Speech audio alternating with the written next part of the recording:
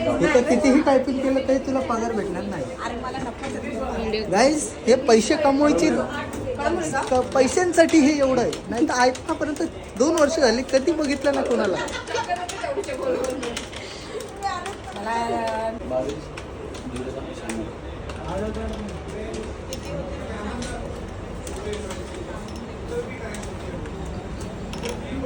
लग्न झालंय तो मोबाईल कुठे सगळे गेले.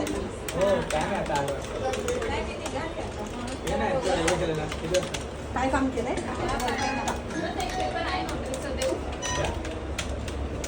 किती वर्ष महिने? आता कुठं काम आहे? राही